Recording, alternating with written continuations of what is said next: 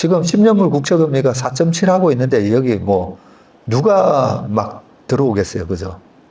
그 들어오는 거는 할로윈 전략 때 올해 10월 말에는 무조건 들어옵니다. 10월 말부터 11월 달에는 무조건 들어와요. 그래서 본격적으로 이제 뚫는 거는 여기서 왔다 갔다 뭐 쌍바닥 만들고 본격적으로 뚫는 거는 10월에서 11월 달부터 네, 강하게 들어올 거다 생각을 하고 있습니다.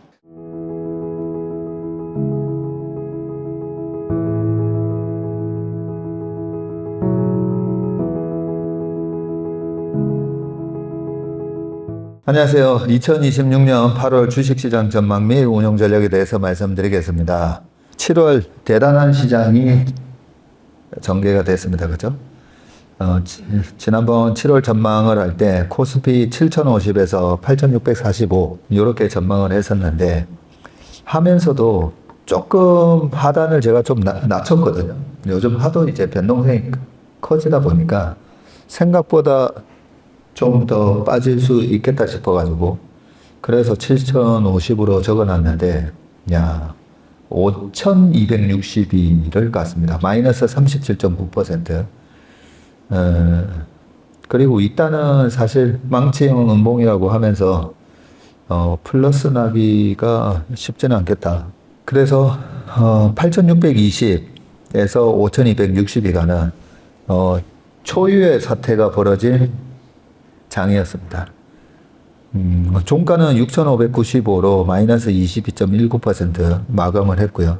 월봉 모양은 망치형으로 마감이 되긴 했습니다. 코스닥 같은 경우에는 3개월 연속 장대 음봉이 나면서요.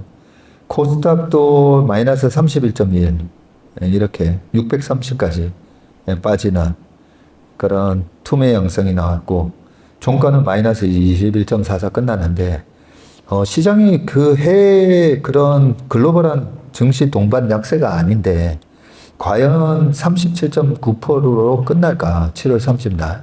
그러면 그 다음날 31일은 큰 폭으로 상승을 해야 겨우 20%대로 끝날 건데 야, 마지막 날이 큰 폭으로 상승을 하려나 했는데 야, 정말 드라마틱한 장이 연출이 됐습니다.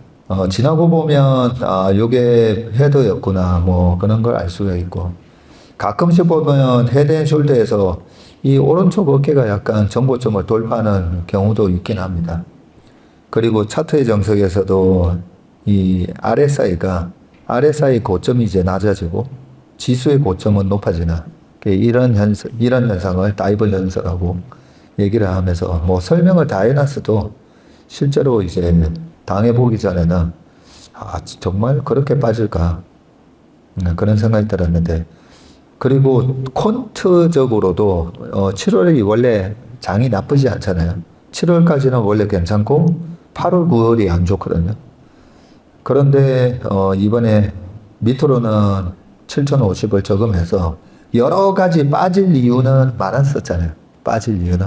그래서 회색 콜불소로 해가지고 이번에 7월 29일 날 예정돼 있는 FOMC 회의, 그 다음에 7월 27일로 예정돼 있었던 창신 메모리 상장, 그리고 7월 17일입니까? 우리나라 뱅크 오브 코리아 BOK의 통화정책회의에서 금리 인상을 또 단행하고 등등 여러 가지 이슈들이 있긴 있었습니다. 그런데 레오폴드 시츄에이셔널 어웨어니스 이런 펀드가 저렇게 또 수급이 꼬여 있는지는 몰랐죠. 몰랐는데 우리가 이렇게까지 센가 했을 때는 뭔가 그렇게 투기적으로 들어온 자금들이 있어서 결국은 그랬었구나라는 거 지나고 나니까 이제 숨겨져 있던 비밀들이 하나씩 나왔습니다. 5월 27일 날 삼성전자 하이닉스 2배짜리가 요때 상장이 됐고, 그죠? 네, 그러고 올라가다가 요때가 아마 스페이스X 상장할 때, 그러면서 확 밀렸다가, 그리고 다시 반등이 들어갔다가 이제 박살이 났습니다. 자, 이게 이제 코스닥장인데요. 제가 방송에서 대놓고 얘기했잖아요. 100억 샀다고. 근데 샀을 때, 코스피만 산 게 아니라 코스닥도 샀다고 말씀드렸습니다. 실제로 8대2 비율로 샀습니다. 코스피, 코덱스 200, 80억 사고, 코스닥 150, 타이거 코스닥 150, 20억 샀는데, 왜 20억을 샀냐면, 무섭잖아요. 그죠? 무서운데 우리가 무조건 확률적 배팅인 거예요. 확률적 배팅인데, 제가 10년 차트 공략법이라고 여러 번 말씀드렸죠. 그죠? 24년 장 안 좋을 때, 예, 그럴 때도 10년 차트 공략법으로, 이 코스닥 연봉이거든요. 연봉에서 10년 차트 보통 이 디폴트 값으로 5, 20, 60, 120, 200대 있다 보니까 요거는 클릭해가지고 이 바꿔주셔야 돼요. 예, 10년 차트가 나오게끔. 점선으로 되는 게 10년 차트인데 10년 이동평균선이죠. 그 10년 이동평균선을 보면 과거에도 2010년, 11년, 12년, 13년 이렇게 10년 밑으로 확 빠졌다가 그 다음 해보면 10년 위에 한번 갔다 오잖아요. 그리고 또 박살 났다가 요때가 2011년도 미국 신용등급 강등됐을 때 요때 2010년도 꼬리는 2010년 5월 달에 있었던 그리스 사태. 예, 뭐 해마다 다 뭐 별일은 다 항상 있습니다. 그리고 2012년도에도 보면 결국은 이 바닥에서 10년 이평 회복을 했잖아요. 그죠? 회복했다가 또 빠지고 그 남유럽 사태가 커지면서 또 빠집니다. 빠졌다가 또 그 다음에 또 올라오죠. 10년 이평을 위로 한 번도 안 간 적이 없어요. 코로나 때도 마찬가지예요. 코로나 때도 이렇게 박살났을 때 10년 이평을 회복하니까 네, 그 믿음으로 사는 거예요. 그 믿음으로. 결국 10년 이평을 다 회복하고 종가 고가로 끝나거든요. 그죠? 그리고 22년도에 페드가 금리 올리면서 또 박살났을 때 네, 이럴 때도 10년 이평은 회복할 거니까 네, 회복합니다. 근데 여기서 사는 거는 무섭지가 않아요. 사는 거는 무섭지가 않고 단지 뭐가 걱정이냐면 10년 이평을 회복하면 팔아야 되냐 아니면 5년 이평까지도 늘 가던데 5년 이평까지 기다렸다가 파느냐. 그죠? 5년 이평 다 가잖아요 보면. 그래서 이때도 보면 22년도에도 박살났다가 결국 23년도 홀수에니까 홀수에는 또 생각보다 많이 가잖아요. 그죠? 그러면 10년, 여기 5년 이평 회복했을 때 팔고, 네, 그리고 또 24년 되면 또 희한하게 또 빠집니다. 빠지고, 그 다음에 또 회복하잖아요. 이번에 또 10년 이평, 10년 이평이 아니라 요 밑에는 이게 20년 이평까지 빠졌을 거예요, 아마. 20년 밑에 이평이 깨지길래, 여기서 그냥 눈 감고 사는 거죠. 눈 감을 필요도 없어요. 사실 사면 먹는 건데 뭘. 그죠? 그래서 우리가 이렇게 확률적으로, 통계적으로 어떤 데이터를 갖고 있으면 살 때 뭐가 무서워요? 하나도 무서운 거 없어요. 내가 코스닥에 신용이 잔뜩 들어가 있어서 반대 매매 나올 지경이면 무섭겠지만, 이런 게 소위 말해서 제가 나만의 필살기가 있냐 물어보잖아요. 그래서 혹시라도 위에서 잘못 매매하다가 물렸다. 물려도 20년 이평까지 빠져줬네. 그리고 얘는 10년 이평은 무조건 회복할 거잖아요. 회복할 거고 사실 내년이 또 홀수애니까 저는 거의 900 간다고 보거든요. 900. 900 가면 여기 630에 사가지고 뭐 930 정도에 판다고 보면 그러면 50% 수익 나는 거예요. 50%. 그렇죠? 2.5% 은행에 넣어가지고 이래저래 세금 떼고 받을 금액이 한 2.5% 될 건데 20년치 이자 받을 수 있는 거죠. 거기다가 외국인이 요즘 외국인은 또 사네. 이런 것까지도 알 수가 있고 그죠.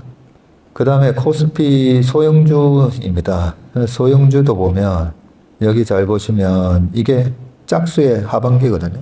짝수의 하반기 박살났다가 홀수에 올라왔다가 그 다음에 이번에 짝수의 하반기 또 박살나고 있습니다. 코스피 소형주 밑에 보시면 이게 코스피 소형주 차트입니다. 소형주 차트인데 예전에 그 금투세 제가 하면 안 된다 얘기하고 그 다음에 이 뭐 대주주 과세 요건, 대주주 과세 요건도 뭐 15억, 10억, 3억 뭐 낮추겠다 했을 때도 이 차트를 보여주면서 연말만 되면 우리나라 주식은 그냥 한 번 사면 계속 길게 끌고 가는 시장이 돼야 되는데 보세요. 연말만 하반기만 되면 빠져요. 하반기만 되면 그죠? 코로나 때 상반기에 한번 박살내니까 요때는 안 빠졌고 또 21년 하반기 되니까 빠지죠. 하반기만 되면 다 빠지는데 실제로 그 한 주씩 뭐 2, 300억 들고 있는 슈퍼개미들이 있어요. 그 슈퍼개미들이 아니 연말에 주주명부에만 없으면 세금 안 내는데 뭐하러 내가 굳이 연말 주주명부에 내 이름을 남겨가지고 세금을 내겠습니까? 그래서 항상 하반기만 되는 파는 거예요. 그걸 원래는 12월에 팔다가 10월 말부터 빠지니까 거기에 해당되는 형님이 저 한 10년 전이었는데 내가 내년부터는 무조건 9월 달부터 팔 거다 이러시더라고요. 그러면서 자꾸만 빨라지는 거예요. 자, 그런 징크스가 있고요. 이번 7월 달은 매매 동향을 봤더니 외국인, 개인 해가지고 외국인이 또 좀 팔았습니다. 그런데 지난 6월 달보다는 그렇게 많이 안 팔았어요. 6월 달에 총 59조를 팔았는데 이번 7월 달에 보니까 현물 8조 6천억, 코스닥에서는 한 1,300억 팔았지만 선물을 보니까 선물을 많이 산 거예요. 선물을 9조 넘게 샀더라고요. 그래서 다 합쳐보니까 7월 달은 똔똔이네. 예, 거의 똔똔으로 맞춰놨고요. 연초 이후로 보니까 코스피가 195조 많이 팔았어요. 코스닥이 한 2조 9천억 정도 샀고 합쳐서는 192조 정도 매도를 했습니다. 사실 이 195조가 저 위에서 외국인들이 이제 신나게 팔고 나간 거나 마찬가지잖아요, 보면. 작년에는 참고로 얼마 팔았냐면 외국인이 코스피 4조 6천억에 코스닥 2조, 총 6조 6천억 매도를 했었습니다. 제가 이거 월간 전망 만들면서 시간이 어제 한 오후 3시부터 오늘 새벽 4시 반까지 자료 만드는데 이거 하다가 시간을 많이 뺏겼어요. 뭐 새로운 걸 하나 발견을 해가지고 이 푸콜레이쇼인데 저희 체슬리 AI에 푸콜레이쇼가 다 나오죠. 저의 사실 필살기였는데 여기 보시면 이란 전쟁 그리고 이란 전쟁 쌍바닥 쳤을 때 사실 이럴 때는 레버리지 코덱스 이 2배짜리 레버리지 들어가도 된다고 그죠? 왜냐하면 먹을 확률이 너무 높으니까. 그런데 이번에 신기한 게 여기 고점에서 이렇게 나왔잖아요. 그래서 데이터 입력이 잘못됐나 했는데 데이터 입력이 잘못된 게 아니었어요. 풋콜 레이쇼가 고점에서 나왔어요. 풋콜 레이쇼라는 거는 풋옵션의 거래 대금이 콜옵션의 거래 대금보다도 최근에 5일 동안 30%나 더 많을 때 요 신호가 뜨게끔 만들어 놓은 거거든요.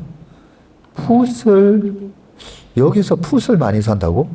원래 일반적인 현상은 시장이 이렇게 과열되면 요 빨간색은 풋콜 레이쇼에서 콜을 훨씬 많이 살 때예요.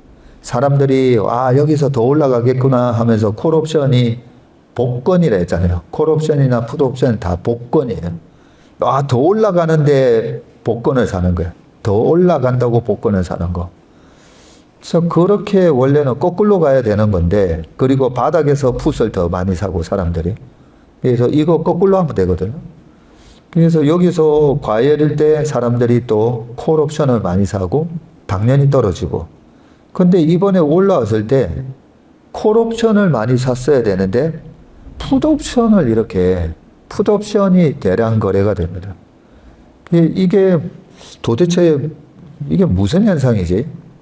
그렇게 했었는데 최근에 이제 패닉에서는 또 풋콜 레이쇼가 이렇게 많이 뜨는데 제가 어제 오후에 이걸 쭉 보다 보니까 대신증권 이 사이버스를 들어가다 보니까 풋콜 레이쇼에 투자자별로 따로 볼 수가 있더라고요. 이걸 처음 알았어요.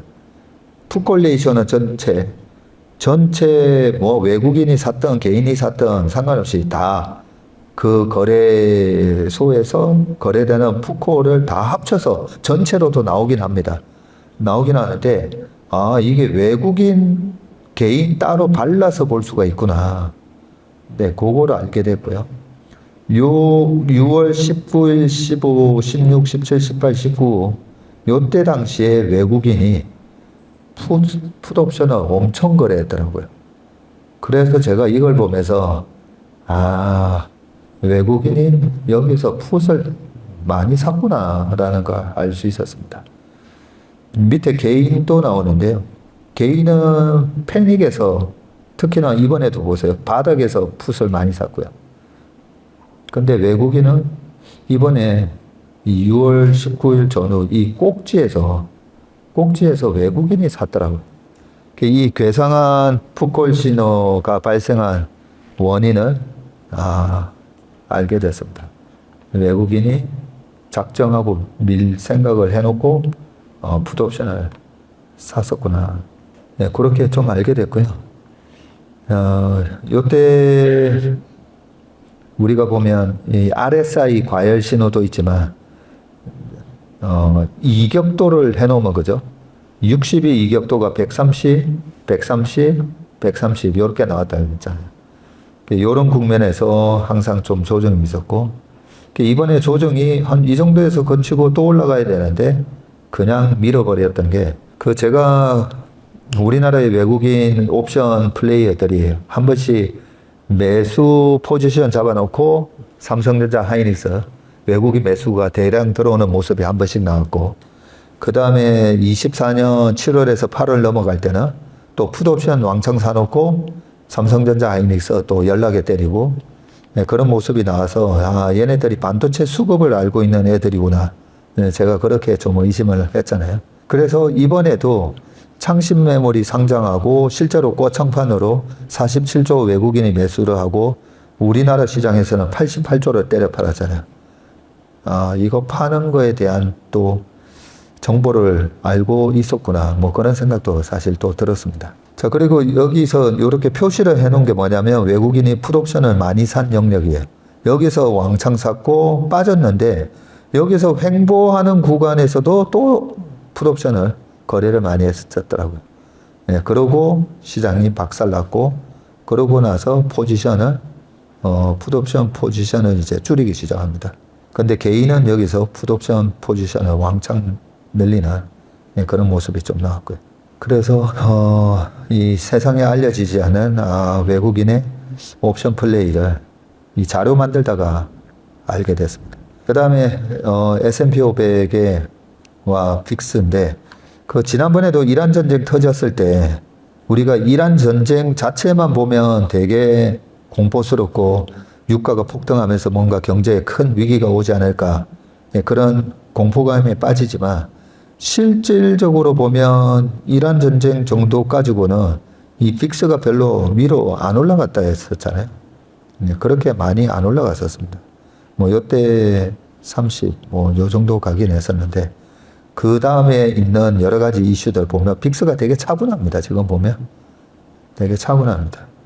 그래서 지금 10년물 국채금리 때문에 좀 시장이 힘들어서 그런데 실제로 보면 우리한테 도래하는 뭔가 큰 위기가 있거나 그렇지는 않다라는 걸 알 수가 있습니다. 장기 빅스 차트로 보시면 코로나 때 거의 요때 80 이상 갔었고요. 이번에 같은 경우에는 별로 안 올라갔습니다. 최근에도 보면. 그래서 이런 빅스가 뭔가 위험 신호를 주지 않는데 우리 시장만 40% 그렇게 폭락을 했던 거죠. 나스닥 주봉 차트를 보시면요. 요거는 2018년에서 19년, 2016, 17, 18년도를 왜 보냐면 그때 트럼프 대통령 1년 차에 반도체 랠리였었기 때문에 그때 반도체 랠리 때 2017년, 2018년 이렇게 잘 가다가 나중에 확 빠지잖아요. 이렇게 확 빠지게 되는데 요때 당시는 밑에 그림을 그려놨지만 페드가 이렇게 금리를 계속 올릴 때였어요. 2017년에 3번 올리고 2018년에 4번 올리고 그래서 요 세 번째 금리 올리고 나서 시장이 10년물 국채금리가 3%를 넘어가고 그러면서 조정이 확 오게 됩니다. 확 오는데 여기서 또 금리 올리거든요. 2018년 12월 달에 또 금리 올려요.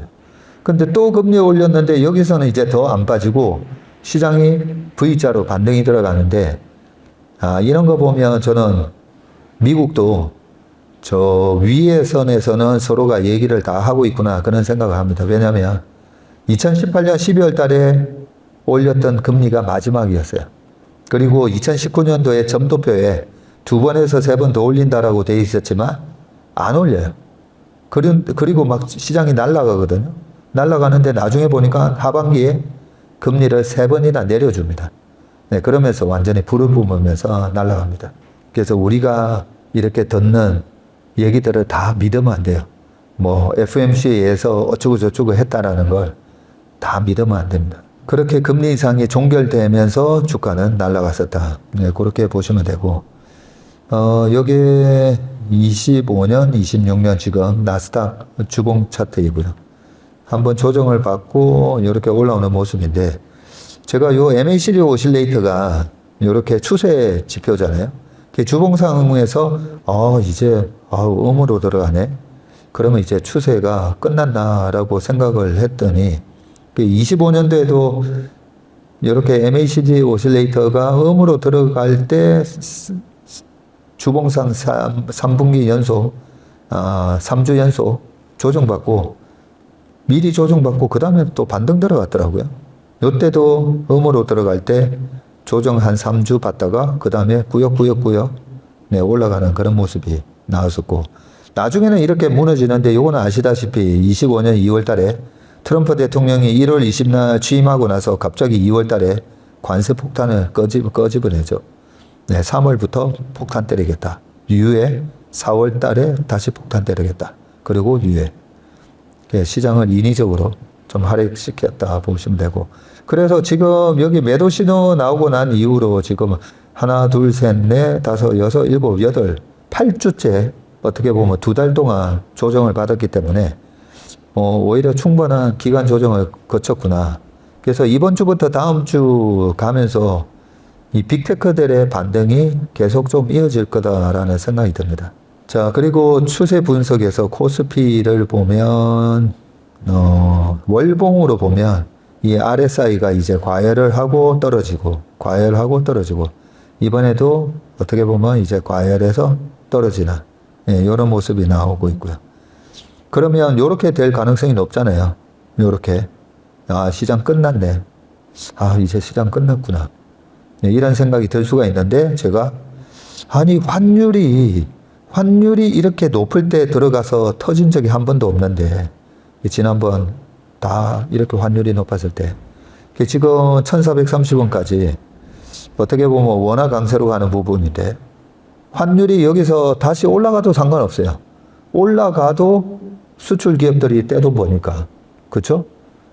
오히려 환율이 이렇게 제가 줄 끊어놨잖아요. 1100원 밑으로 떨어졌을 때 환율이 1100원 밑인데 수출 기업이 돈은 제대로 벌겠나. 저는 항상 그 생각하거든요. 주가는 많이 올라갔는데 왜 그때도 21년도에 위에서 주식을 잘 팔 수 있었냐면, 환율이 지금 1080원 이렇게 갔는데 우리나라 수출 기업들 잘 되겠나. 그 생각 때문에 팔 수 있었던 거예요. 근데 사는 것도 마찬가지예요.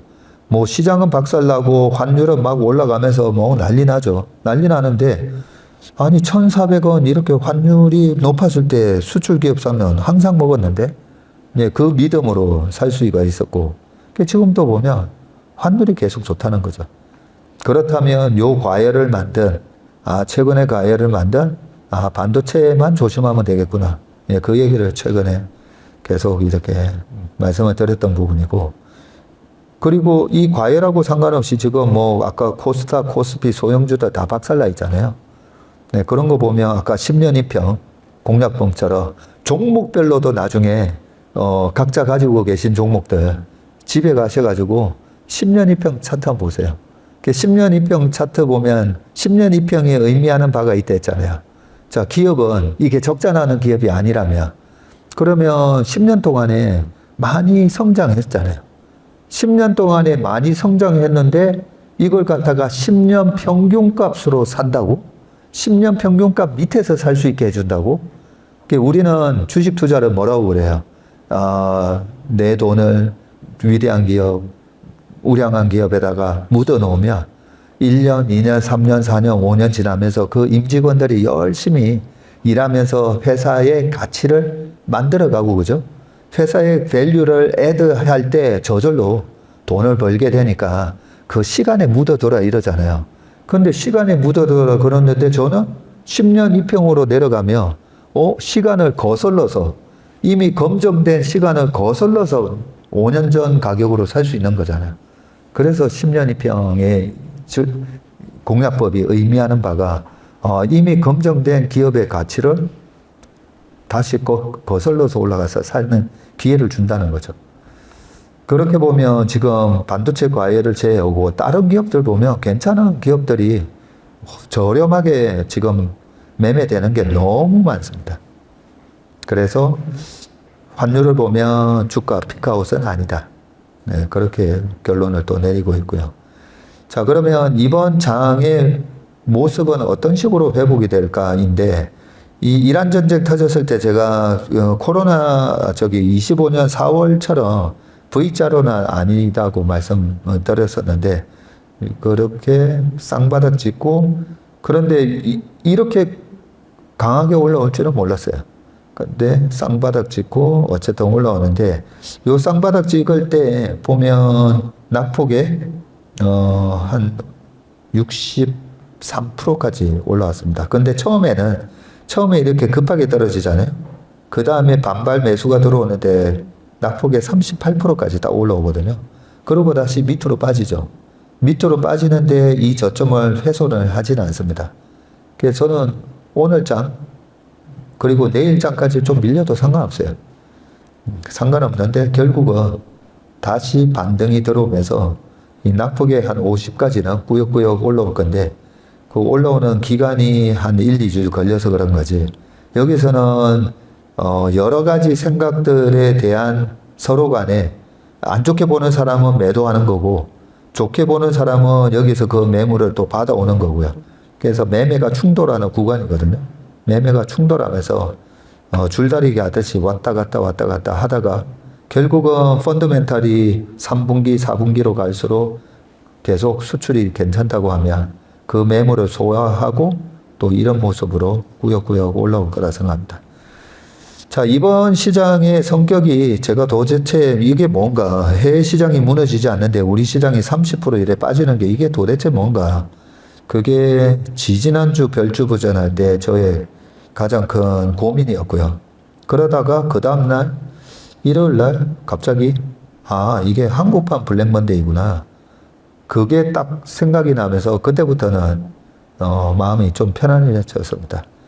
한국판 블랙먼데이가 발생한 거고 MDD가 44% 정도 빠졌더라고요. 44% 정도 빠졌고 고점 9385에서 5262만큼 빠졌는데, 이 빠진 거 낙폭에 38% 회복하는 게 딱 6570. 그래서 금요일날 한 방에 회복했다가 오늘 살짝 밀리는 모습 나왔고 50%까지는 회복한다고 봅니다. 그래서 7033. 그래서 이번에 밑에서 잡은 코덱스 200 같은 경우에는 한 2주 뒤에 7000 언저리까지 올라오지 않을까 생각하고요. 그러면 이 한국판 블랙먼데이는 왜 발생했나? 일단은 뭐 반도체 과열이었고, 그리고 롱숏펀드 청산. 이번에 그 레오폴드 보셨겠지만 주식시장뿐만 아니라 축구 선수든 아니면 야구 선수든 아니면 예술가든 항상 이 피라미드 구도에서 제일 위에만 돈 버는 거잖아요, 솔직히. 그죠? 제가 월급쟁이 하다가 회사를 차렸지만, 월급쟁이가 뭐예요? 소위 말해서 범용이에요, 범용. 네. 저는 월급쟁이 범용이라고 봐요, 범용. 범용이니까 돈을 많이 못 버는 거죠, 당연히. 스페셜티가 돼야 되는데. 그죠? 범용으로 살면.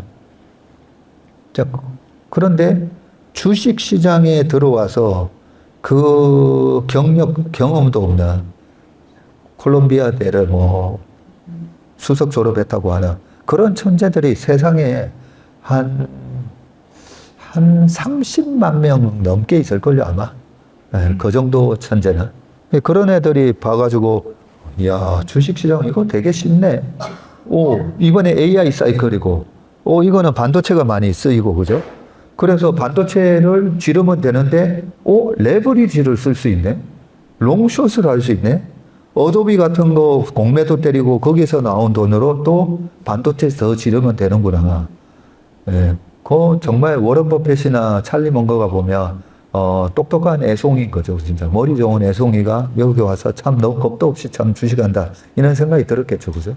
반드시 필패해야 당연한 거잖아요.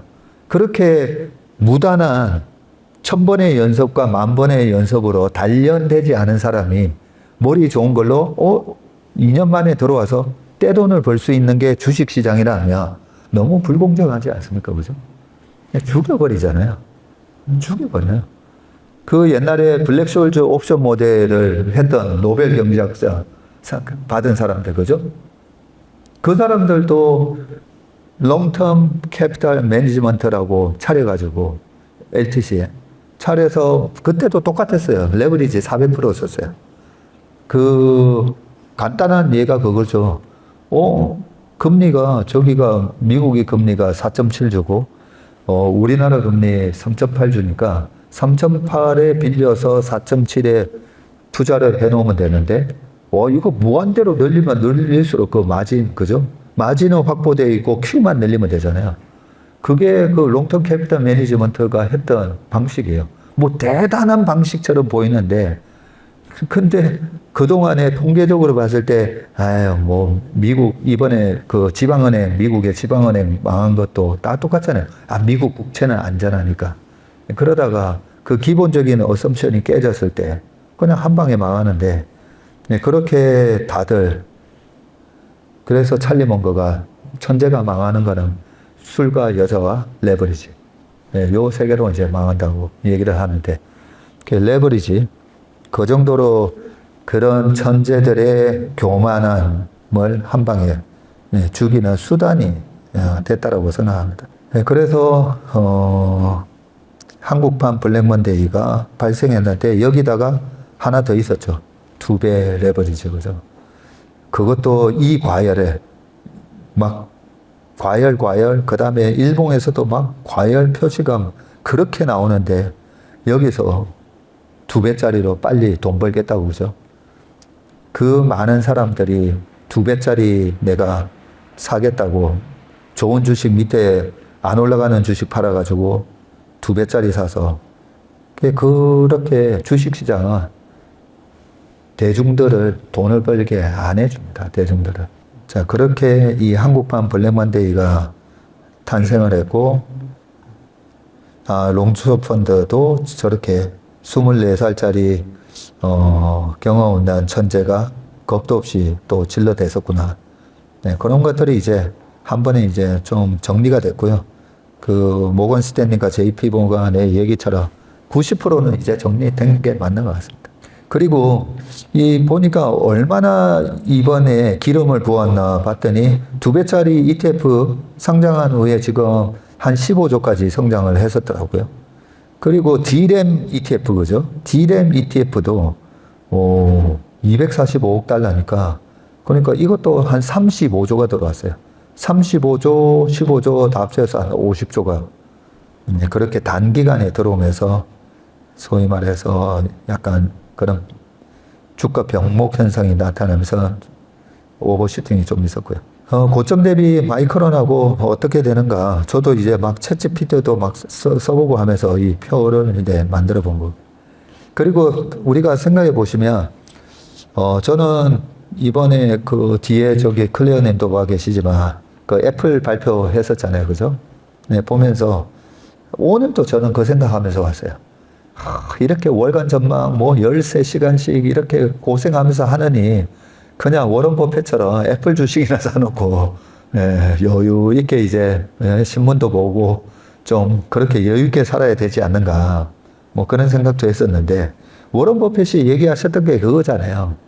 산업의 성장성을 보고 투자하는 게 주식 투자가 아니라 내가 투자하는 기업의 그 산업 내 경쟁 우위를 분석해 가지고 얼마나 독점적 경쟁력을 갖고 있는가 그거를 체크하는 게 주식 투자라고 그러면서 하셨는데 키옥시아 도시바가 망해서 살려놓은 회사잖아요. 낸드 하는 회사고 샌디스크 마찬가지잖아요.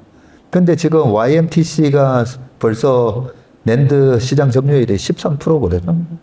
이번에 이 범용, 소위 말해서 범용 반도체를 다 안 한다 하다가 범용 반도체 가격이 급등하면서 주가가 올라왔는데 거기에 창신 메모리랑 YMTC가 이번에 떼돈 벌면서 대대적인 또 증설을 하는데 그게 가격이 안 빠지겠습니까? 그래서 저는 샌디스크는 딱 1년 지나면 여기서 또 6, 70% 빠진다고 봐요. 이 83배인가 올랐던데요, 보니까.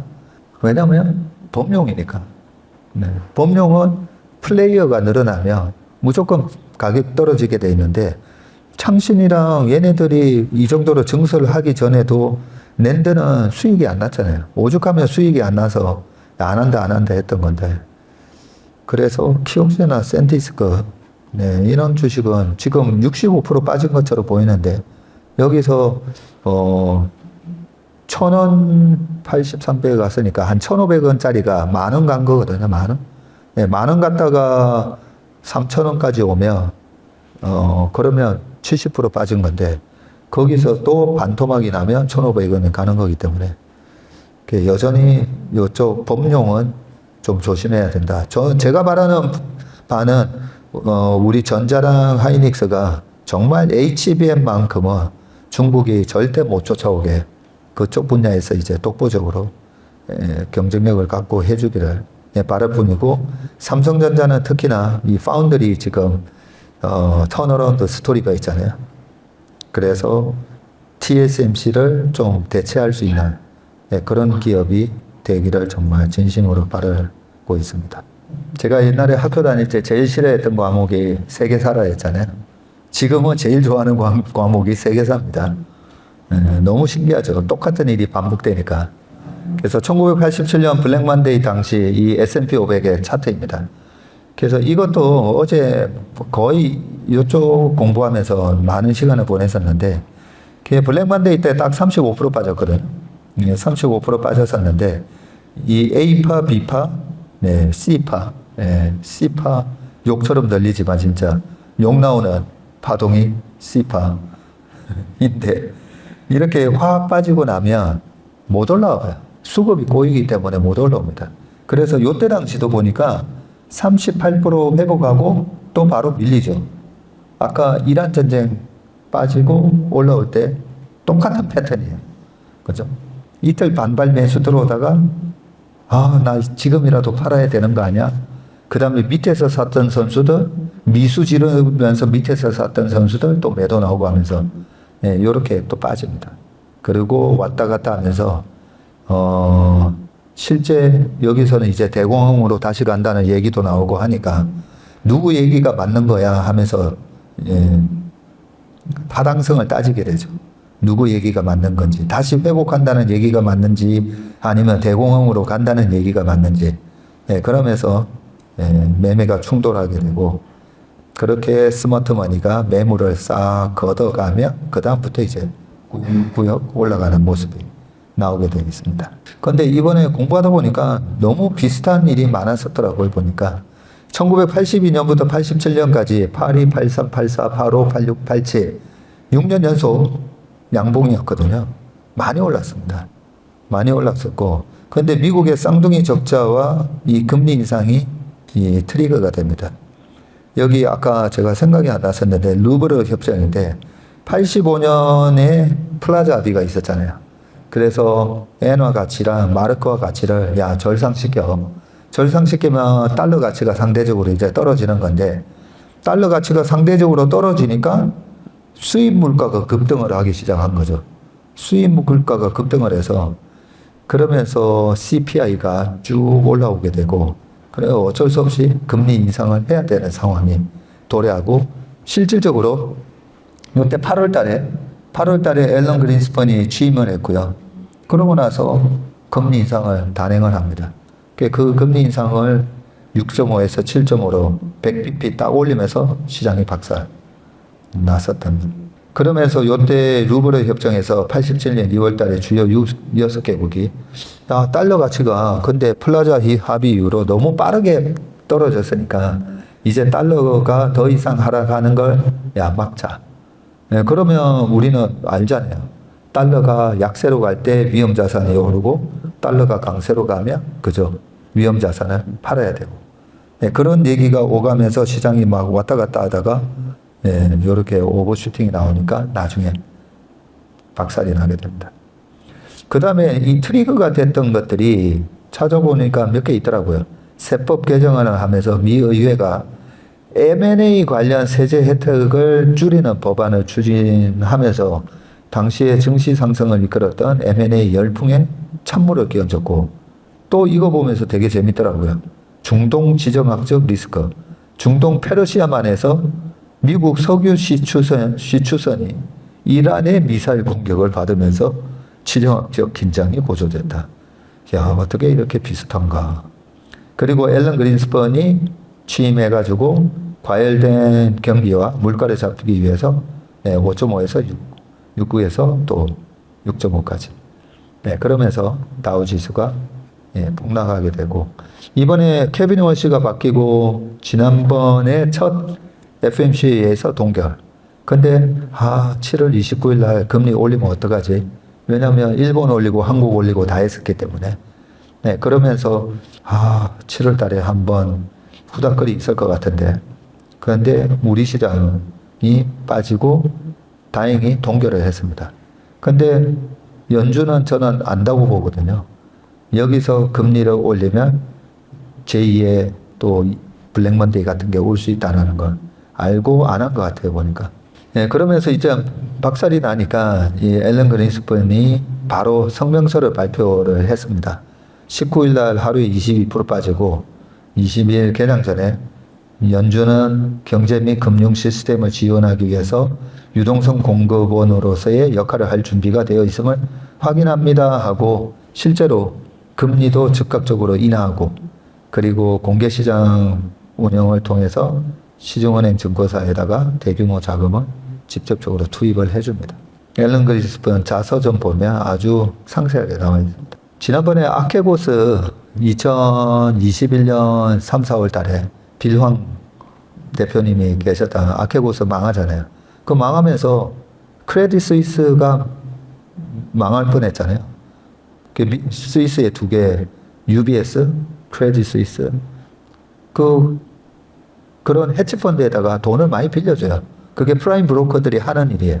프라임 브로커들이 헤지펀드한테 돈 우리가 좀 시딩 해줄까? 돈도 대주고, 그 다음에 공매도 뭐 인텔 공매도 때리고 싶어? 물량 구해다 주고.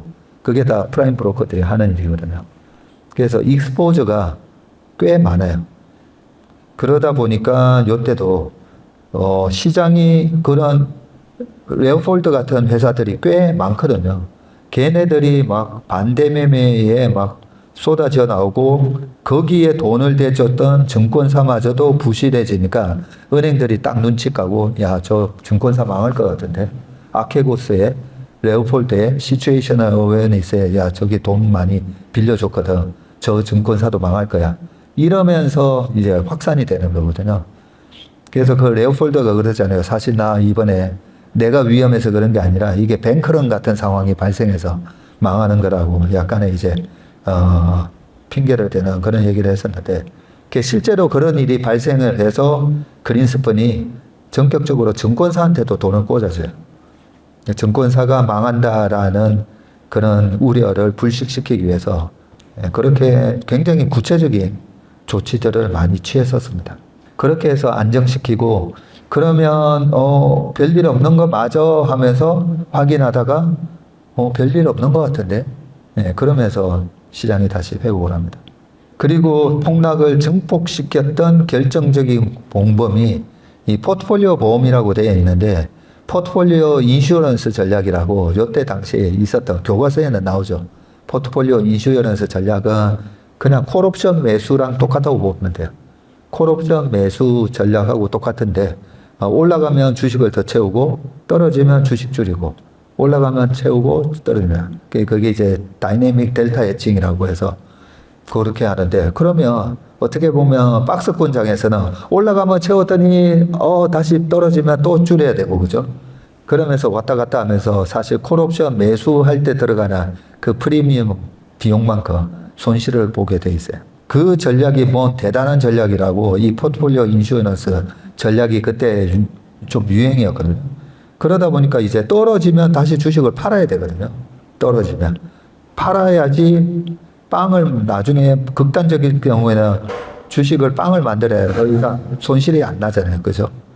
예, 그런 식으로 이제 포트폴리오 인슈런스 전략을 쓰다 보니까 프로그램 매도를 부르고 로스카시 부르고 예, 그러면서 연쇄 폭락 알고리즘이 됐는데 딱 이번에 우리나라 2배짜리 레버리지도 실질적으로 보면 2배짜리 레버리지를 운용하는 운용사가 그 종가 전에 오늘 포지션의 2배가 되게끔 또 그걸 갖다가 리밸런싱을 해줘야 돼.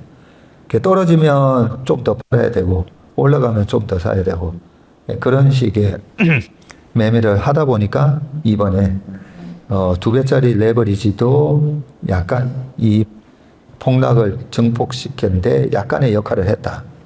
그렇게 보시면 됩니다. 그 블랙 먼데이가 오기 직전에 87년도에 요게 CPI거든요.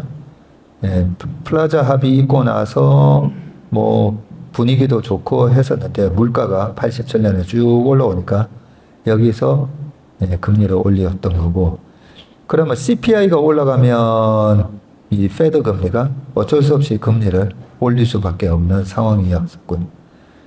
이번에 CPI가 저 밑에 2.4에서 4.2까지 올라왔기 때문에 그래서 제가 7월 달이 되게 좀 떨렸던 겁니다.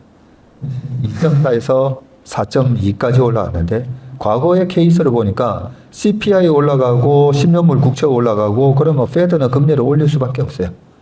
그래서 이번에 연준 의장이 하필이면 바뀌었는데 금리를 올리는 모습이 나오면 그러면 이 블랙 먼데이 같은 스몰 블랙 먼데이 같은 게 나올 수 있겠다 해서 계속 회색 고플소 얘기를 했던 거고요.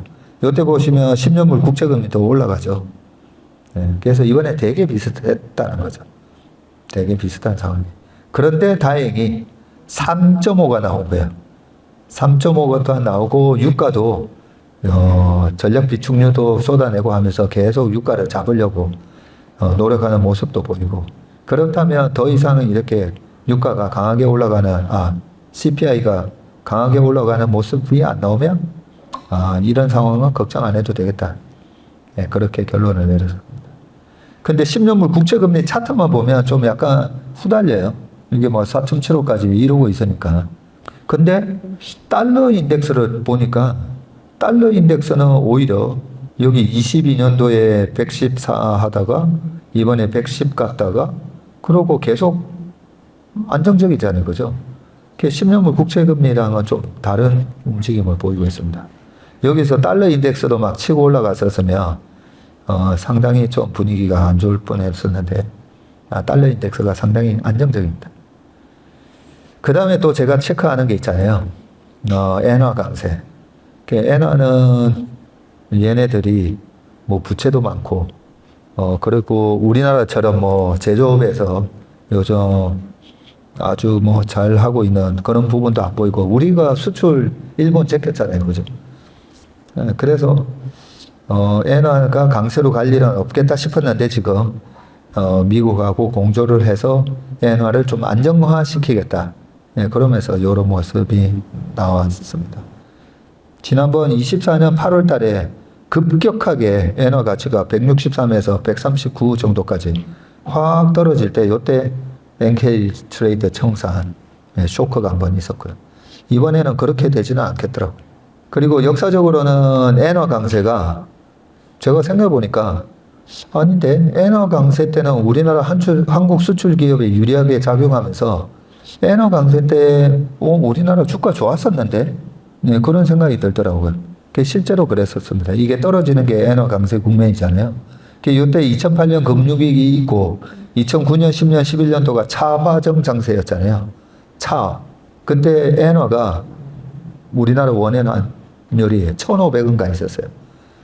그러니까 뭐 700원 하다가 1,500원 갔다 보니까 뭐 7천만 원짜리 도요타 렉서스 차가 1억 5천 된 거나 마찬가지거든요. 그러면서 차화정 장세, 자동차가 이때 9년, 10년, 11년, 12년까지 굉장한 주도주였고 딱 차화정장세가 끝난 게 요거 때문이에요. 엔화가 다시 약세로 돌아서면서 제가 차화정에서 이제 차가 끝났구나. 역사적으로는 엔화 강세가 그렇게 한국 수출 기업한테는 나쁜 건 아닙니다. 자, 코스피 일봉 이격도가 1998년에서 2000년 요 닷컴법을 읽기 전까지, 그래서 요때 99년도에 굉장한 강세장이었잖아요. 98년도에 IMF 겪고 277 갔다가 2066까지 가는 이 강세장에 어느 정도 조정을 받나. 일봉이니까 이게 5일, 20일, 60일, 120일, 200일. 200일까지 가는 조정도 나오는구나. 근데 요때 200일까지 조정이 나온 게 이 대우그룹 워크아웃 신청이 요때 8월에서 10월에 있었어요. 99년. 네, 그러면서 우리나라 시장이 1000을 살짝 뚫는 모습이었다가 800까지 순식간에 한 2달 반 만에 20% 이제 빠졌었는데, 워낙 글로벌하게 시장이 좋다 보니까 다시 바로 회복을 합니다. 자, 그런 모습이었고요. 그때 또 이렇게 올라갔을 때 요 Y2K가 있었습니다. 다행히 실업률이 안정적이긴 한데 이번에 월드컵 특수 때문에 실업률이 상대적으로 좀 괜찮았었거든요. 그래서 저는 이번에 7월달, 8월달에 발표된 실업률이 다시 위로 살짝 4.3, 4.4 가면, 그러면 오히려 금리 인상에 대한 두려움이 없어지면서 시장이 좀 살아나는 계기가 된다고 봅니다. 그래서 이번에 7월달 실업률이 발표되는 게 좀 중요하고요. 그 다음에 이게 나스닥이 닷컴버블 깨졌을 때, 닷컴버블로 3,000, 2,000, 한 500, 600에서 5,100 갔다가, 그러고 깨질 때 보니까 이때도 뭐 보니까 한 3주 만에 급락, 그리고 2주 반 동안에 반등 들어가다가 딱 이때도 38% 반등 들어갔더라고요. 38% 반등 들어갔다가 다시 한번 전저점 깨는 모습을 보이다가 그러고 쭉 올라오는데, 그러고 나서 낙폭의 한 50% 이상을 회복을 하더라고요. 근데 이 차트를 좀 잘 보셔야 되는 게, 우리가 욕심은 여기서 팔고 싶잖아요. 근데 여기서는 못 팝니다. 내가 정말 돈이 필요해서 어제 오늘도 그렇고 제가 9월, 10월, 11월 달에 돈 써야 되는 분들은 지금 돈 찾아가세요. 그 6월 달에도 계속 얘기했었는데, 뭐 그렇게 해서 찾아가신 분들 재수 좋게 파는 경우 제외하고는 여기서 파는 사람 없습니다. 없는데 오른쪽 어깨에서는 팔아야 돼요. 요 어깨에서는. 이 오른쪽 어깨가 항상 나와요. 항상. 2007년에서 2008년 넘어갈 때도 2007년 10월, 11월 달에 한번 서프라임 쇼크가 한번 오고요. 그러고 나서 2008년 1, 2, 3월 달에 미국의 빅테크들 막 충당금 쌓고 하면서 전부 적자 발표하거든요. 그러면서 1, 2, 3 확 빠지는데 3, 4, 5 하면서 딱 요런 어깨를 만들어줘요.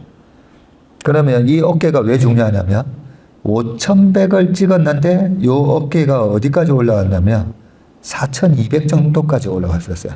4,289. 이게 결국은 1,100 가거든요. 다시 1,100 가는데 5,000에서 3,000 갔다가 4,289 요 오른쪽 어깨만 탈출해도 괜찮잖아요. 그래서 요런 패턴을 우리가 잘 공부를 해놔야 됩니다. 그래서 이번에 삼성전자, 하이닉스 물려 계신 분들 제가 10월달 실적 발표할 때 아마 올라올 거라고. 그죠? 보니까 오늘 수출 데이터 봐도 계속 단가 올라가고 있잖아요. Q도 늘어나고 P도 늘어나고 하면서 나쁘지 않으니까. 그러면 결국은 요 오른쪽 어깨를 만들어준다고 보고 있습니다. 그 오른쪽 어깨가 보통 아까 여러 케이스 다 봐도 낙폭에 그래도 50%까지는 해주니까. 그렇다면 저 같으면 어떻게 할 거냐면 일단 줄이고 봐야죠. 오른쪽 어깨. 최소한 절반은 줄여놓고 밀리면, 여기서 왜 절반 줄이는 그게 중요하냐면 여기서 조금이라도 팔아놓잖아요. 그러면 요 떨어졌을 때 여기서 팔아도 평균 단가가 이 정도는 되잖아요. 그래서 나는 위에서 팔아난 것 때문에 내가 여기서 다시 더 팔아도 내 평균 단가는 여기니까 이런 마음으로 팔 수가 있습니다. 그래서 요 오른쪽 어깨가 됐을 때 그때 가서 상황을 좀 보면서 판단을 하시면 될 것 같고, 이번에 우리나라 시장이 25년 4월 작년 트럼프 폭탄 관세 때 2284에서 1년 2개월 동안 4.17배 올랐더라고요. 그러면 요때 당시에 나스닥 닷컴 버블이, 그 유명했던 나스닥 닷컴 버블이 1194에서 시작해서 5130이 왔더라고요. 근데 4.3배 올랐더라고요. 그러니까 이번에 우리나라 시장의 상승이 꽤 강한 상승이었더라고요. 이 단기간에 1년 2개월 동안에 4.1, 거의 4.2배 올라갔으니까. 자, 그나마 조금 긍정적으로 보는 이유가, 반도체에 대한 노이즈는 있을 줄 모르겠지만, ISM 제조 PMI를 보니까 요때가 2018년, 그 다음에 요때가 21년이거든요. 3년 주기로. 그러면 14년 정도에 올라왔었어야 돼요. 올라왔었어야 되는데, 트럼프 당선이 되고 막 관세 들고 나오고 하니까 올라가려다가 못 올라와서 이제 올라오고 있습니다. 이걸 보면 ISM 제조 PMI가 계속 구역구역 올라오면, 그러면 내년 시장에 대해서 좀 더 자신감을 갖고 해도 되겠다. 그런 생각을 하고요. 장기적으로 보면 이런 패턴으로 움직이거든요. 자, 지난번에 6월 16일 날 BOJ는 금리 인상을 단행을 했었고요. 그러면서 원엔 환율에서 뭐 어떤 큰 변화가 있나, 요때가 2024년 엔캐리 트레이드 청산 있었을 때 7월 30날 BOJ가 금리 올리거든요. 금리 올리고도 원엔 환율이 더 치고 올라갑니다. 올라가면서 엔화 강세로 가는 거죠. 근데 이번에는 뭐 별 조짐은 없었어요. 은 가격 고점 치고 이제 좀 빠지는 모습, 금 가격 고점 치고 좀 빠지는 모습 나오고 있고, 확실히 얼마 전까지만 해도 금 했었잖아요. 금 좀 사놔야 되는 거 아닌가요? 확실히 그럴 때가 항상 보면 고점은 맞는 것 같아요. 은 가격 벌써 53% 빠졌고요. 금 가격도 27% 빠져 있어요. 항상 대중하고 함께 다니는 게 아니라 대중하고는 좀 반대로 가야 되는 게 맞는 것 같습니다. 삼성전자가 시총이 이제 1,500조 정도 됐고요. 삼성전자 영업이 이번에 이제 이렇게 올라오는 모습이고, 그래서 전자는 확실히 이제 파운드리가 어느 정도 개선되는가, 그런 부분에 있어서 좀 기대감이 확실히 좀 큰 것 같습니다. 그리고 뭔가 주식을 할 때 기댈 언덕이 있어야 되거든요. 3개월이나 6개월 뒤에, 야, 그래도 3개월 뒤에 뭐 나오잖아. 다음 달에 뭐 나오잖아. 이렇게 기대 언덕이 있어야 되는데, 프리 캐시플로우의 50% 주주환원 원칙에 따라서 올해 연말에 특별 배당, 연말에 주주명부에 있으면 이 특별 배당을 받을 가능성이 되게 높습니다. 보너스를 준다는데 굳이 주식을 팔아서 내가 보너스 줄 건데 도망가 있을 이유는 없는 거잖아요. 그래서 삼성전자가 상대적으로 강세를 연말까지는 좀 보일 가능성이 높겠다. 그렇게 생각되고, 하이닉스 시총 1200조. 근데 하이닉스 목표가 뭐 500만 원 이런 거 보면 시총이 말이 안 되는 시총이 나오잖아요. 뭐 4,000조 이렇게 나오니까. 그래서 이번에 일단 5월 27일 날 요 2배짜리 레버리지 ETF 상장이 좀 수급에 영향을 줬고, 참으로 안타까운 거는 그거 아시죠? 지금 하이닉스든 레버리지 위로 배팅을 했던 밑으로 배팅을 했던 양쪽 다 박살나 있어요. 그죠? 근데 이렇게 단기간에 저렇게 박살나 있으면 안 되거든요. 근데 둘 다 처참하게 돼 있어요. 양쪽이 다. 자, 마이크론도 시총이 이렇고요. 근데 마이크론도 이번에 뭐 1630불 뭐 이런 리포트 나왔을 때 보면 마이크론이 낸드에서 13%인데 샌디스크가 10%고 YMTC가 한 13% 하거든요. 그리고 창신도 그러잖아요. 내가 글로벌 이제 3위가 될 건데, 일단 타겟은 마이크론이잖아요. 마이크론 캐파만큼 내년 말이면 마이크론 캐파가 되는데, 그런데 뭐 1600불 리포트 나오고 하는 거 보면 2016년 저점 대비 134배 올랐더라고요. 샌디스크는 84배. 그거는 샌디스크는 10년 만에 84배가 아니라 작년 4월 저점 대비 84배 나오는 거. 이런 차트 보실 때 아까 만약에 샌디스크가 제가 우려하는 대로 그렇게 양처 메모리랑 이 낸드 쪽에서 부딪히면서 레드오션화 된다고 하면 이 떨어지는 차트 모습은 에코프로 차트 갖고 와서 보시면 돼요. 이 다음에 주가가 어떻게 흘러갈까? 에코프로 차트 보시면 돼요. 자, 비트코인 넘어가고요. 요 10년물 국채금리가 그죠? 이런 모습이 나오니까 좀 찜찜했었던 거죠. 그리고 오늘 새로 오신 분들도 계시니까 우리가 주식을 할 때 금리가 왜 중요한가? 이거 일드 갭이라 한다고 했잖아요. 일드 갭. 일드, 주식을 투자했을 때 얻을 수 있는 일드라 채권에 투자했을 때 얻을 수 있는 일드, 그 차이. 그러면 주식으로 투자해서 얻을 수 있는 거는 어떻게 계산합니까? PR의 역수인 거죠. PR이 20배, 내가 이익이 나는 거에 20배로 지금 주식이 거래된다는 거잖아요. 그러면 그 내가 투자하는 그 주식을 산다고 했을 때 그 100억짜리 시총의 회사인데 5억짜리가 100억에 거래되면 그러면 PR이 20배인 거잖아요. 그래서 내가 그 회사에서 얻을 수 있는 기대 수익률은 PR의 역수하면 돼요. 5%. 그런데 10년물 국채가 무위험 자산으로 분류되는 10년물 국채가 4.75를 준다고? 0.25밖에 차이 안 나니까 아유 뭐하러 이렇게 막 변동성 심하고 스트레스 주는 주식 왜 해? 그냥 10년물 국채 사면 되지. 요렇게 되는 거고요. 코로나 때 PER이 15배까지 떨어졌거든요. 1 나누기 15 하면 6.67.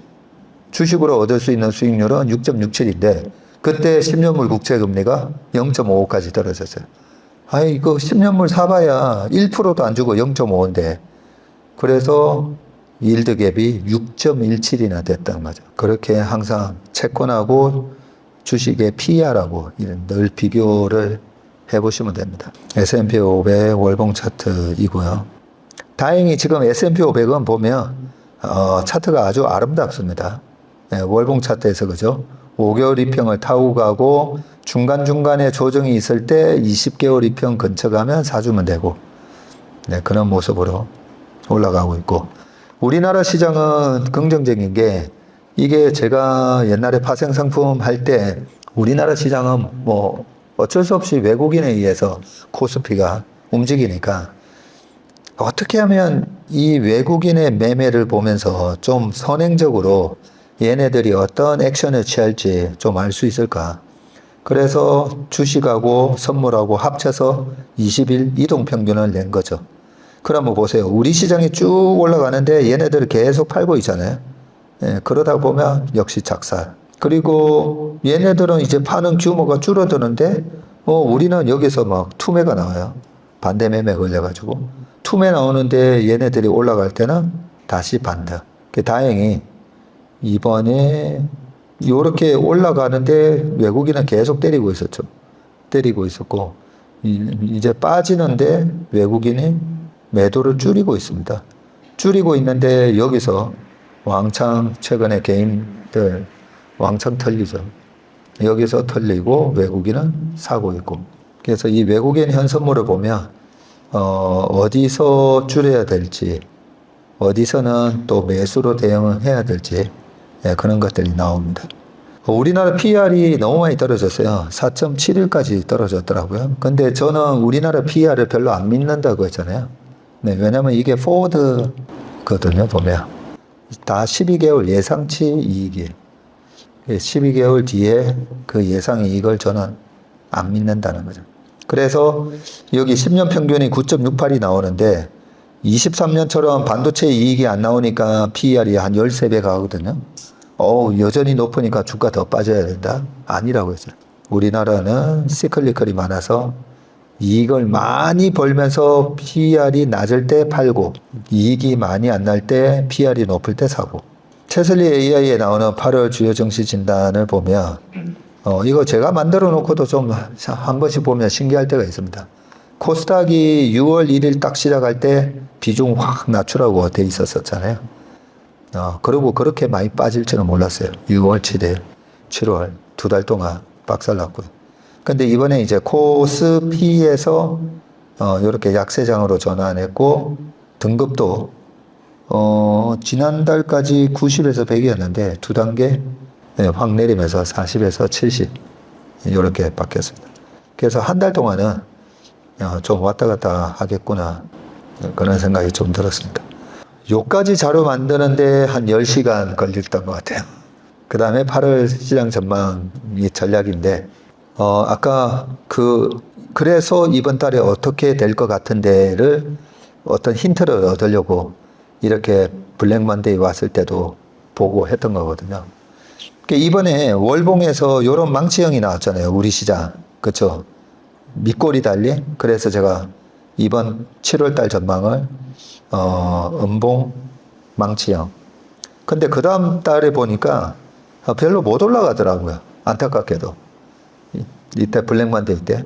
그 다음 달에도 별로 못 올라갑니다. 그런데 요 저점을 깨지는 않더라고요. 깨지는 않고. 그래서 이번 달 8월 달은 마음을 좀 내려놓고 있자. 솔직히 그런 생각을 하고 있습니다. 그런데 요 대형주가 갇히면 중소형주가 올라가게 돼 있잖아요. 그래서 오늘 아침에 우리 왕 박사가 저번에 음봉. 그래서 제가 난 양봉. 그죠? 대형주가 이제 못 올라간다라는 확신이 그만큼 중요한 거예요. 중소형주한테는. 오히려 대형주가 못 올라가기 때문에 그래서 제가 코스닥 월봉 차트를 다시 찾아봤어요. 3개월 박살 났잖아요. 요 6월 시작할 때 체슬리 AI에서 비중 확 줄여라고 나왔었는데 자, 여기서 3개월 연속 이렇게 박살이 나고 밑꼬리 이래 쭉 달았기 때문에 저는 이제 코스닥 요 바닥 이거는 안 깬다고 봅니다. 안 깼다고 보고 요때 보면 23년도에 요때도 교수형 나오고 음봉 2개 나오고 그 다음 달부터 꾸역꾸역 올라가잖아요. 물론 이거는 이제 연말에 11월 12월 그런 게 있긴 한데 최소한 요 정도 두 달 5개월 이평선까지 이 정도 반등은 나오겠다 그런 생각이 듭니다. 근데 오늘 종목에서 보셨듯이 꽤 종목들이 한 두 달 동안은 괜찮겠더라고요. 그래서요, 이번 달 전망을 5663, 왜 5663이라고 했냐면, 이 서킷 브레이크가 이틀째 나온 요날 밑꼬리 달고 이제 쭉 들어 올렸잖아요. 여기 저점을 깨지는 않겠더라고요. 그래서 5663 밑으로 만약에 빠지면 5663 정도까지는 갈 수 있고 위로는 여기 38%에서 요 40% 수준 여기가 거래가 많이 이루어졌던 격전지였기 때문에 여기를 강하게 뚫고 올라가면 외국인들이 진짜 막 미친 듯이 사줘야 되거든요. 이제 시타델 같은 데가 야 죽여놓을 거 다 죽여놨었으니까 이제 우리가 주식 확보하자면서 그러면서 막 들어오면 이걸 뚫는데 지금 10년물 국채금리가 4.7 하고 있는데 여기 뭐 누가 막 들어오겠어요. 그죠? 그 들어오는 거는 할로윈 전략 때 올해 10월 말에는 무조건 들어옵니다. 10월 말부터 11월 달에는 무조건 들어와요. 그래서 본격적으로 이제 뚫는 거는 여기서 왔다 갔다 뭐 쌍바닥 만들고 본격적으로 뚫는 거는 10월에서 11월 달부터 강하게 들어올 거다 생각을 하고 있습니다. 그러면 이제 이런 모양으로 스물스물 회복하면서 또 내년 말 정도면 어느 정도 좀 회복. 근데 9,300을 넘으려면 일단 반도체가 가지 않고서는 또 갈 수는 없는 거니까 약간 이제 박스피 정도로 보고 있습니다. 그리고 외국인 옵션 포지션 이번에 100억 지를 때 제가 요거 딱 하나 체크했거든요. 외국인들은 지금 옵션 포지션 어떻게 잡고 있나. 왜냐하면 그때 엔캐리 트레이더 청산 나올 때 그 정도까지 밀지는 몰랐었죠. 2880에서 2300까지 밀어버리는데 설마.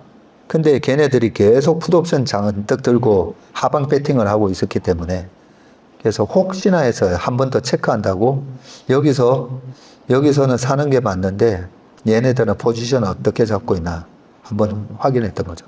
그래서 요게 7월 30일 기준이거든요. 그때 830 언저리였는데 제가 이걸 보면서 야, 이거 1050 가야 본전 되는데 지금 이런 포지션을 잡고 있다고? 그때 그 다음날 하루 만에 가버렸죠. 하루 만에 가면서 한 600억, 한 방에 600억이 나더라고요. 지금도 제가 오기 전에 한번 확인해 봤는데 여전히 우상향 배팅은 맞습니다. 그리고 안타깝게 신용이 털리죠. 신용이 거의 8조 갔던 신용이 28조까지 10조나 털렸습니다. 신용을 쓰면서 한때 강남에 빌딩 한번 형님 저 빌딩 제가 살 뻔했거든요. 했던 선수가 있어요. 네. 그때 컴투스라는 주식으로 잘했어요. 걔가 잘했는데 걔 보면 약간 제시 리버모어가 생각나요. 500만 원으로 7천만 원 벌었다가 그러고 나서 2008년도에 다 까먹고 그 다음에 또 질러가지고 저 빌딩 거의 살 뻔했습니다 라고 하면서 저한테 얘기하는 게 그 컴투스로 먹고 그 다음에 더 간다라고 질렀다가 19만 원에서 11만 얼마까지 빼는데 걔가 그러더라고. 11만 4천 원 요 저점에서 자기가 팔았다고. 그러면서 하는 얘기가 칼이 여기 동맥을 딱 끊기 직전에 어쩔 수 없이 손절했다는 거예요. 신용이 딱 정말 반대매매 강제 청산 당하기 전에 어쩔 수 없이 마이너스 84%인가 잘랐다고 그러더라고요. 자르고 다시 반등 들어갔어요. 15만, 16만 원 들어갔는데 얘가 거기서 다시 신용을 썼는데 그게 7만 원 갔어요. 네, 그러면서 네, 진짜 돌아가신 건 아니고 그걸로 이제 걔는 이제 끝난 거죠. 끝난 건데 잘 살아는 있습니다. 네. 다행히 신앙심이 깊어서 신앙심이 깊어서 잘 살아있어요. 그게 저는 제 주변에 너무 많이 봤어요. 그런 선수들이 어쩔 수 없이 강제 청산 당했든 아니면 여기 끊기기 전에 어쩔 수 없이 알아는 거예요. 살아남아야 다시 신용을 써서 또 강세장이 돌아오면 돈을 벌기 때문에 어쩔 수 없이 잘라야 돼요. 오늘 제가 다른 자리에서는 얘기를 했었는데 이 신용을 써본 사람이 아는 거예요. 그래서 코로나 때 계속 위에서 장이 무너지는데 2080에서 막 2250 정도에서 무너지기 시작했죠.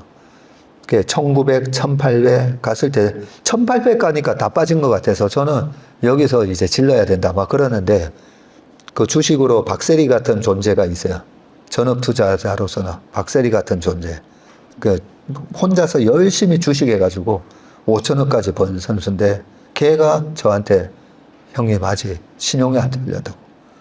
걔는 신용을 워낙 많이 쓰는 선수다 보니까 저보고 계속 형님 신용이 아직 다 안 틀렸다는 거예요.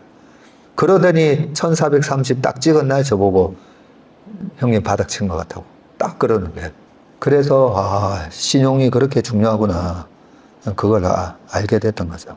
그래서 이번처럼 허를 찌르는 이런 무슨 약세장이 오면 신용이 털려야 돼 올라갑니다. 그 다음에 저희 직원들끼리도 같이 아까 아침에 모닝 브리프 끝나고 나서 제가 준비했던 이 월간 전망 자료 쭉 보여주면서 우리가 항상 이 시장 앞에 겸손해야 되고 시세는 시장한테 물어보라고 그러잖아요.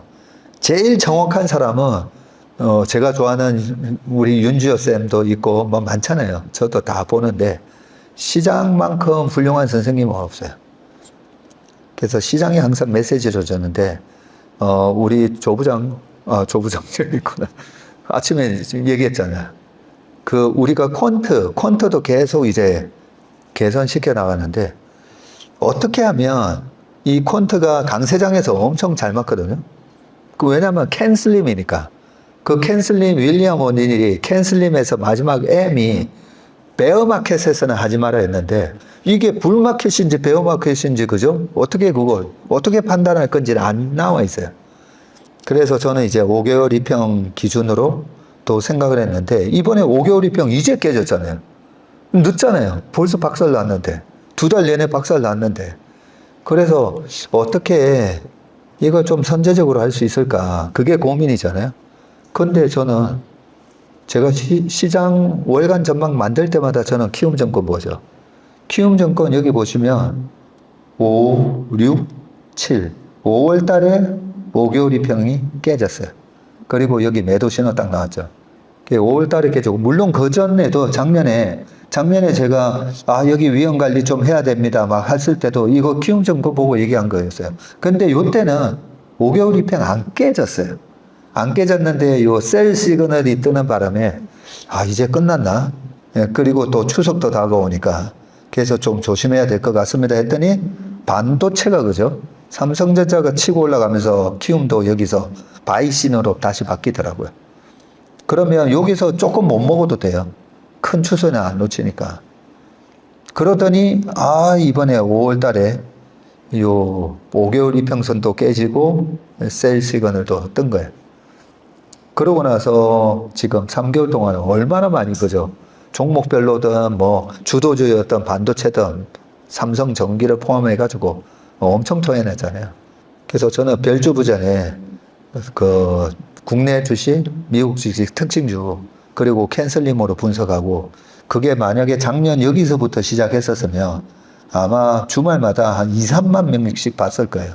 적중률이 엄청 높았을 거예요. 왜냐하면 강세장이었으니까. 근데 지금 우리 탑엔드님이 뭐 했는데 그 다음 주 보면 다시 빠지고 막 이래 나오잖아요. 근데 그게 우리가 뭘 잘못 봐서가 아니라 약세장에서 걸려서 그래요. 약세장에. 그죠? 약세장이라서 캔슬림이 안 먹히는 거예요. 그리고 요 반도체 얘기는 어제 우리 소 박사님이 아주 좋은 얘기를 해주셨죠. 그래서 저는 영업이익률만 쳐다보고 있었거든요. 근데 영업이익률이 언제 꺾이는지 우리가 어떻게 알아요? 근데 재고가 늘 때 영업이익률이 꺾이고 재고가 줄 때 영업이익률이 올라가는구나. 이 중요한 자료를 어제 소 박사님 통해서 알게 돼가지고요. 그러게 보니까 82에서 60, 54, 44, 30, 23 간 적이 없었어요. 그죠? 이 2017년, 18년도에 그 좋은 장에도 23 간 적은 없었더라고요. 그러니까 이렇게 주가가 셌었구나. 그리고 만약에 2017년, 18년처럼 재고가 그냥 32, 39, 29 여기서 왔다 갔다 하는 거라면 그러면 한동안 옆에서 왔다 갔다 하겠구나. 좀 그런 생각도 들었고요. 그래서 재고가 어떻게 변하는지를 혹시 미리 알 수 있는 방법을 알고 계신 분들은 꼭 최슬리로 연락을 좀 주시기 바라겠습니다. 여기까지 8월 전망을 한번 해봤고요. 그러니까 이번 변동성장에 멘탈 관리, 계좌 관리 잘 하시고 건강한 모습으로 다음 달에 또 뵐 수 있기를 바라겠습니다. 오늘 8월 주식시장 전망 및 운용 전략은 여기까지 하겠습니다. 고맙습니다.